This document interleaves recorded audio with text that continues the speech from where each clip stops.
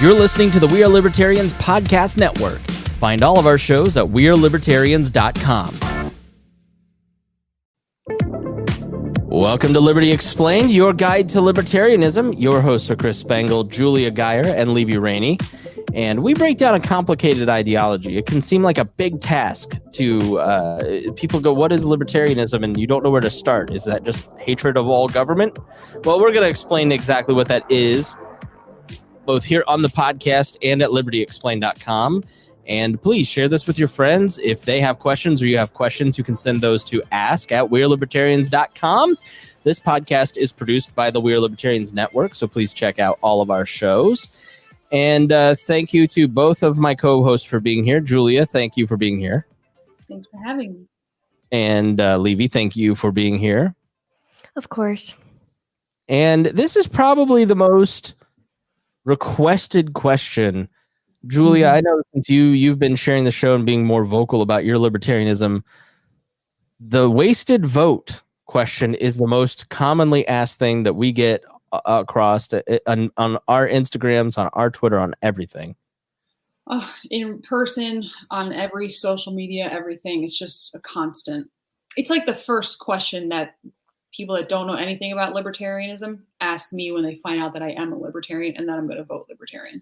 Right. Exactly. So we wanted to give you an answer, and you've heard, choosing the lesser of two evils. That quote actually comes from Pastor C.H. Spurgeon, Charles Spurgeon, and it's of two evils, choose neither.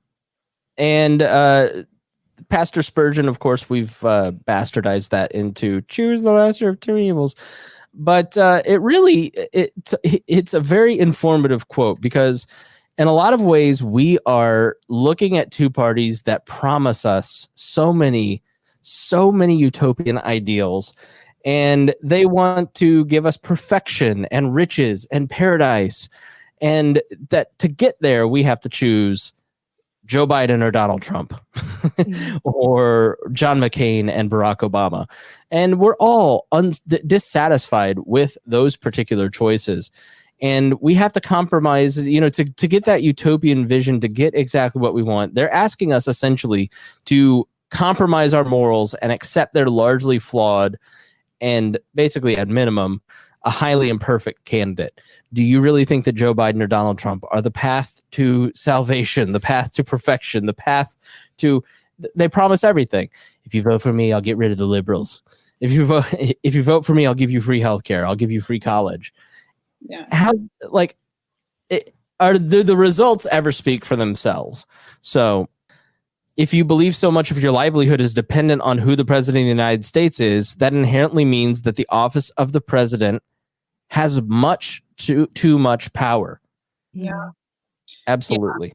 Unless you believe that this is your last ever election on Earth, voting to give the duopoly candidate more power will only leave you with a worse choice 4 years down the line.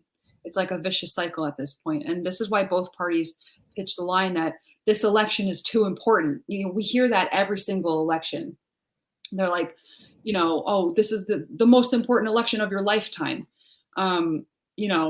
Vote your conscience, express your true voice, reject both parties and stay home, or demand a better choice. So, suck it up, hold your breath, vote their candidate, and your life will be magically improved, is pretty much the message that we're getting all the time. And now, go ahead. Sorry. I was just going to say that I completely reject that on every level. Yeah. Levy, have you ever thought that voting for Republicans or Democrats would actually make your life better? No, not at all. I think that's what's so discouraging, is because I have a lot of woke friends. I'm doing air quotes, like people very passionate about politics and like caring for certain groups of people, or like standing up for them and being like an activist.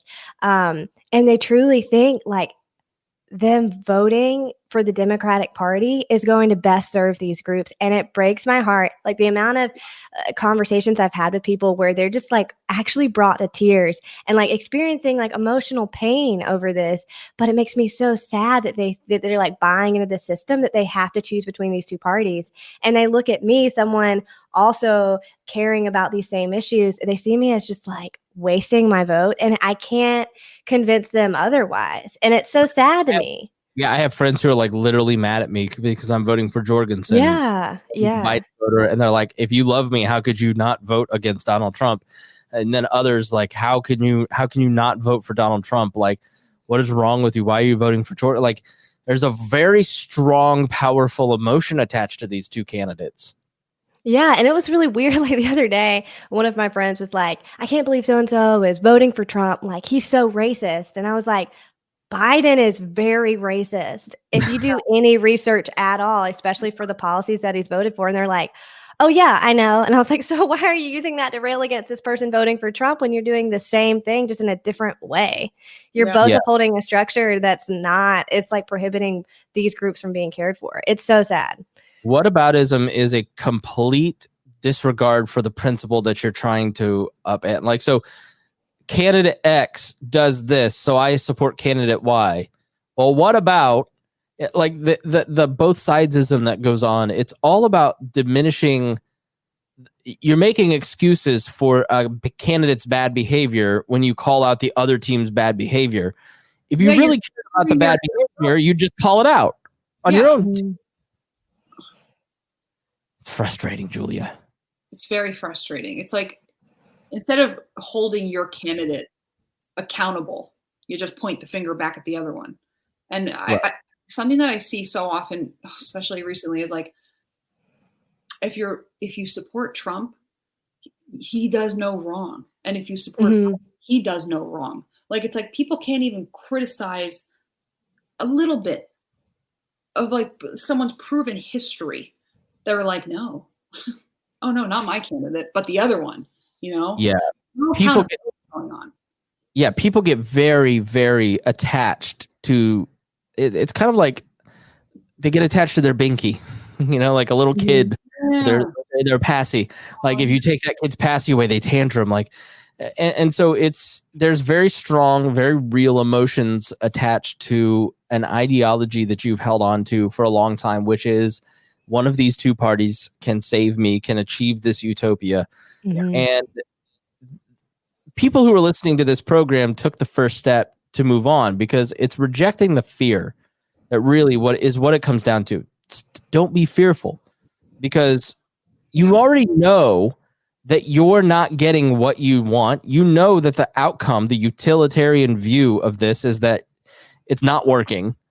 And so you need something else. You're looking for an alternative. You're already there. You have walked. If you're like, you're jumping out of a plane, you're in the airplane, you've got your chute on, you're standing it. All you got to do is jump, you know? And that's really where I find when this is brought up, it's a lot of people who are either just so deeply entrenched in that cult thinking that one of these two really serve their interest, or they're looking for a way out to not jump.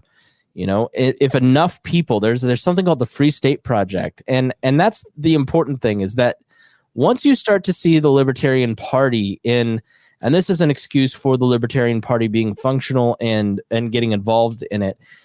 If you have a candidate that breaks through, like there is a candidate in Indiana running for governor that's polling really well. If he has an upset and he gets second in a three-way race at a statewide race, or he wins, well, all of a sudden, that completely changes the momentum. If you have a strong finish in the presidential race and you get 5%, then all of a sudden, all of these other like dozens of states get ballot access. Money no longer has to be wasted on getting ballot access. You get federal matching funds. So all of a sudden you have millions of dollars at your disposal that is given to the other two candidates. It's now given to the Libertarians as well.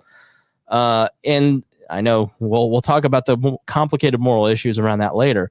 The Free State Project in New Hampshire has been trying to get people to move to that small libertarian leaning state to try and achieve this, to get 2 to 5 to 10 to 25 to 33% in that state. And it starts to show up in polling. The libertarian candidate running for governor that I mentioned, he finished 24% in a three-way race. He's raised hundreds of thousands of dollars since that poll last month.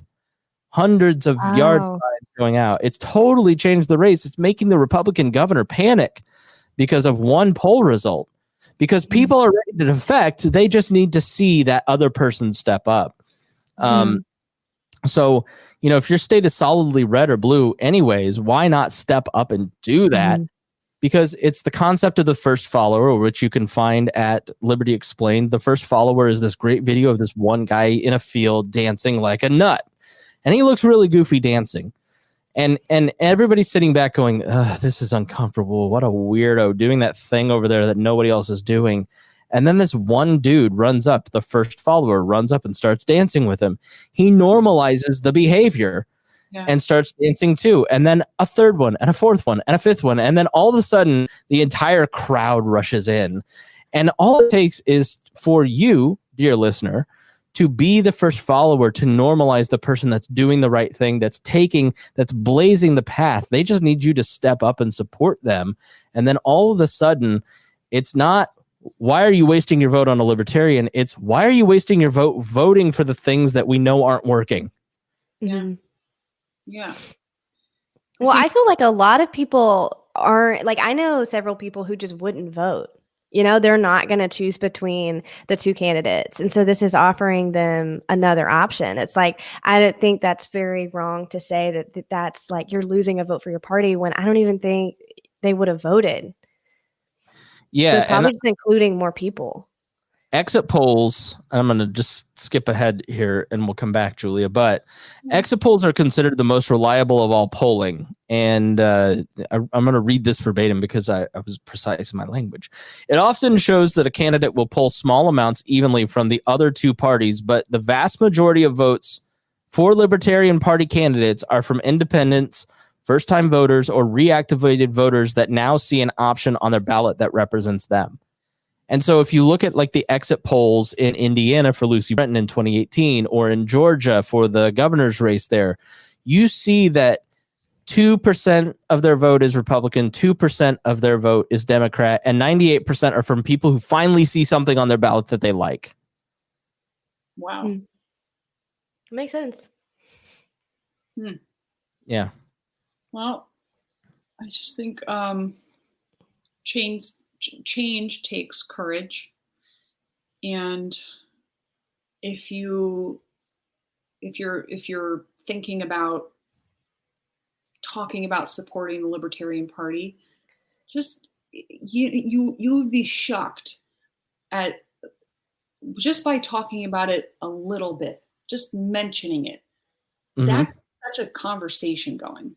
You had that experience, did you not? Like, it's totally changed in your world. How did that change when you finally just stopped being a mouse and started being a lion about it?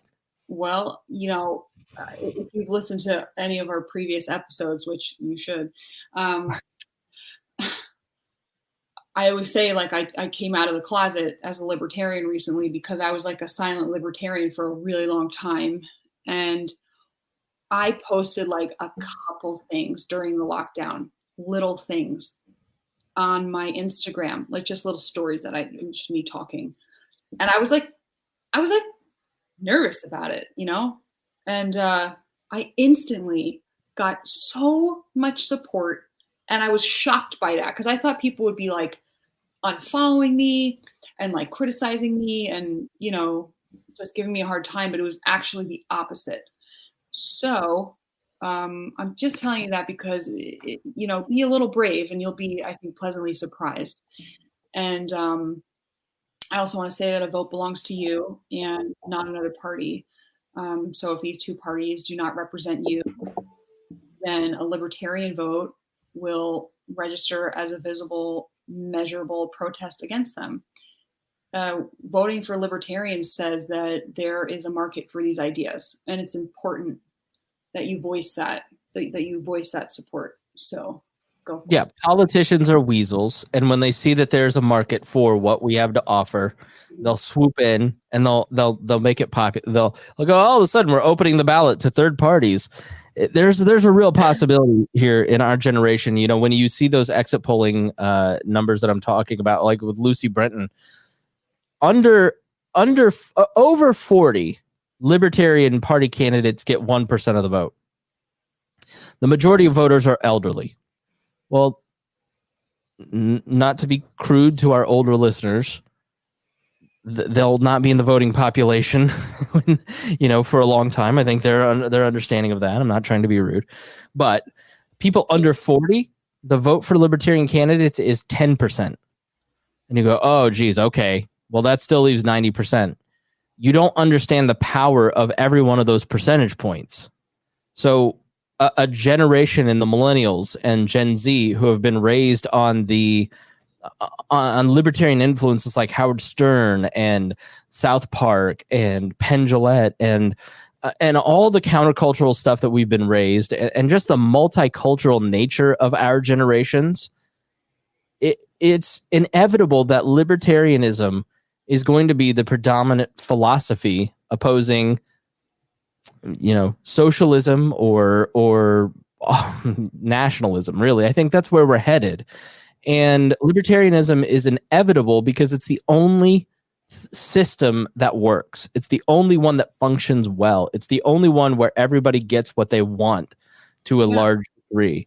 And so it really is inevitable. It's just time to stand up and start actually declaring it, saying it. I'm a libertarian, and here's what it's about. And that's what Liberty Explained is about, is giving people those tools, Julia, to do that.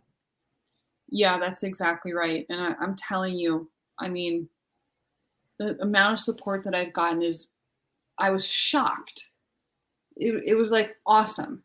It was honestly exciting and thrilling and really a positive thing that happened to me coming out of the lockdown. So, yeah, I mean, like, go for it. What do you have to lose, That's exactly right. What do you have to lose? I live in Indiana. Trump's going to win this state. Julia is in New Jersey. Biden's going to win that state. Register your protest vote. Levy, right. You're in Georgia. You're in a swing state, and that calculation may be different for most people, but it's an even more powerful statement saying, I'm not buying into this. I'm voting for third party, and I hope you both lose. Oh, I cost your candidate the election. Oh, well. Yeah. I mean, are you going to vote? Have you thought about who you're voting? You don't have to say one way or the other, but do you vote for third party most of the time? Who? Levy. Oh, sorry. Yeah, like I've only ever voted libertarian. Nice. I mean, I'm only 23, so it's not like I've been a part of a lot of elections to things, but I started off really strong. So I haven't made a mistake yet. So when you're talking to your friends about this stuff or saying you share libertarian memes and stuff, like what kind of response do you get? I mean, and how do you handle the wasted vote? It's hard to even engage in that conversation, because if you genuinely cannot, if you don't have the capacity to understand that that's not a wasted vote and you can't actually engage in that conversation, then I don't even really know if I want to have it with you. And maybe that's like on me, like I should be willing to have that conversation more. But if you're not even open to the concept that it's not a wasted vote, I'm going to go for the people that are more kind of like, oh, tell me more. I'm not going to go for the people that are just like, you suck and you're costing so many people all of these rights, and So right. I usually just sort of like peace out. I was going to say, I know you're a libertarian because you just said you're too stupid for me to explain this to you. I mean, that's what it's like. A fedora as you said that. But no, you're exactly right. If you're a baby libertarian, pick your battles. Don't throw your pearls before swine. Don't waste your time on people where you can't change their mind. But say what you want to say. Don't spend a bunch of time arguing. But the people who, I will say that the hard-headed person you're talking to in the comments, you're not going to change that person's mind if they're a Republican or Democrat. But there's 100 people watching how you handle that and how you comment back, and those are the people that are going to learn. Those are the people that will DM you and go, "Hey, you made a great point. Do you have more info on that?" Yeah, that's so true. It's so true. The comment section is pretty powerful. And if you have questions, if you need immediate help, join the Facebook group for We Are Libertarians. It's called WAL Nuts, Walnuts. And you can join the group. And everybody there is always happy to talk to new libertarians or people who just don't have the answer to a question. And so we crowdsource some of that. All right. Thank you so much for joining us, Julia Levy. Thank you for being here. Thank you. Thank you. And thank you all. And I hope that all of you waste your vote on things you actually believe in. And we will see you again next time.